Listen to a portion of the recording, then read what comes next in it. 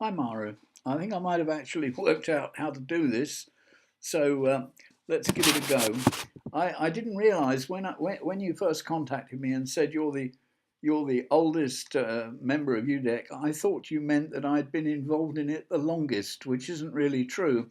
And then I read your text again, and I realised what you meant was I was the most likely to drop down dead in the middle of their talk in Crete from sheer exhaustion and old age. So here I am. I probably am the oldest member of UDEC, though I wouldn't be sure about that. Anyway, you asked me what sort of experiences I've had in the past with UDEC, and they have been quite varied, I must say. The first time I went to a UDEC conference, I think it was the first one in 2008 in Leipzig, I was put up in an incredibly comfortable hotel and was rather embarrassed at all these other people sleeping on the floor in a school. But I got in the habit of that, and that was how it was for several more conferences. But then I went to one in the Netherlands, and I was put up, I was offered a room in a sort of anarchist commune. And it was quite funny because at 2 o'clock in the morning, two people arrived and got into the bed that I was in. So we had a little discussion about this. There wasn't really room for three. And they pointed out to me that I must be in the wrong room because they had no idea who I was. So I suppose that's the funniest experience. Um, and difficulties, yes, all sorts, but some wonderful ones too. That was the conference where the food was provided by some gourmet caterer. It was absolutely fantastic. As soon as people had eaten, they rushed back to the dinner queue in order to queue up for seconds. The food was so wonderful. Isn't always the case, like the UDEC in England, where the food was so awful, everyone suffered from the most incredible flatulence. So sitting in a workshop was quite a musical experience. Anyway, a message to the conference. Yes, well, thanks for coming. I can't think of a nicer place to have it than Crete. Absolutely home of civilization, 3,500 years, blah, blah, blah, blah, Minoan and all that. Knossos, fantastic. Um, but to end on a serious point, if it's possible, you asked me, Maru, why do I think UDEC's important? Well, I think democratic education is incredibly important. And in the past, UDEC's been a little bit, here we are, lovely, cuddly little schools, all our children are terribly happy, while the mainstream schools can go to hell. Well, they have gone to hell in their own way, in as much as being at school is hell for lots of kids, certainly in England at present and in several other countries as well, probably including yours. Though I have heard of some lovely experiments going on in Greece, particularly with younger children, that I want to talk a little bit about at the conference. But why is UDEC important? It's incredibly important because you don't have to look far into the future. You don't have to develop high-tech language and talk about technical singularities and blockchain and holochain and all the rest of it.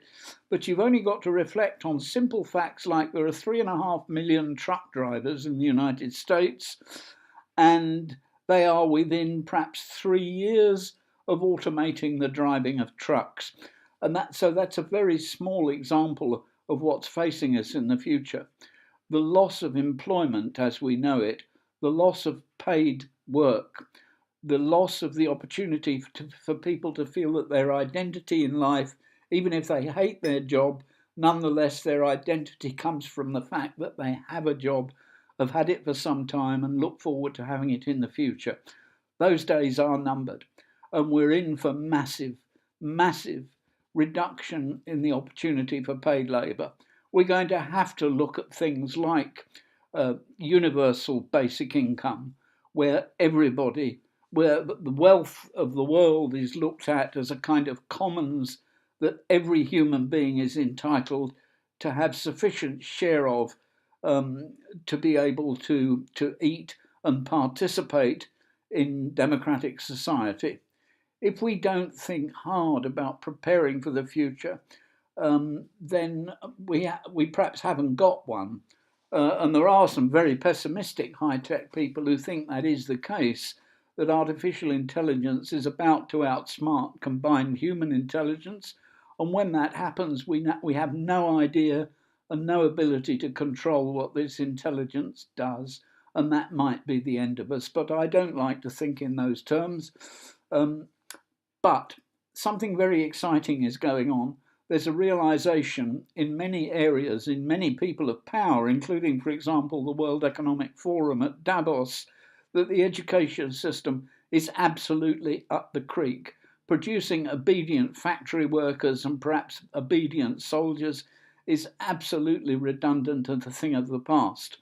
We need to develop the creativity of our young people so that the few who will be employed, 1.5%, maybe 2%, will find work in the high-tech industry as the fourth industrial revolution hits.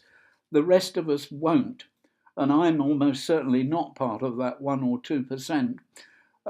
So for us to lead a worthwhile life, we're going to have to make use of our basic income, and we're going to have to be able to organise our own lives and create our own identities.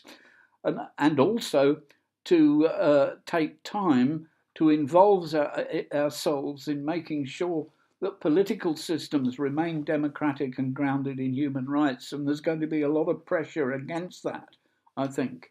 So ask yourself, which schools in the world are preparing young people to organise their own learning on the one hand, to become responsible for their own identity, and on the other hand, to learn about democracy and human rights, to live in a peaceful, sustainable society. As far as I know, there's only one school system at all anywhere in the world that's beginning to do this kind of thing, and that is our network of democratic schools. So for me, it's terribly important that we don't stay an inward-looking little group of people looking after our happy children, hiding in the woods, hoping the real world will go away. Unfortunately, it won't. The real world will come after us in the woods, armed with its M16 and its survivalist handbooks, if we're not careful. We've got to reach out and tell the world what democratic education has to offer. And one of the most exciting things that's happened to me through EUDEC this last year is to be invited to take part, not personally, but as EUDEC. We're being recognised as a group, a collective, standing for ideas that are very important. This has been recognised by some people in positions of some power to organise networks of research, for example, particularly the Horizon 2020 project called To Share, that we were invited to take part in, organised by the University of the Basque Country. It's looking at what directions Europe needs to go in to have a future that can cope with the fourth industrial revolution, to retain its democracy and human rights and worthwhile lives for its citizens. And to be invited to partake in that, in fact, to be invited to join their advisory board, was very, very exciting. Now, sadly, they haven't got EU funding this time round, but they're going to go back again. And the fact that they recognise the importance of the democratic education movement and EUDEC is very exciting. So, why is EUDEC important? Yeah, well, that's it. That's why it's important. Thanks for inviting me to say a few words. Look forward to seeing you in Crete. Bye.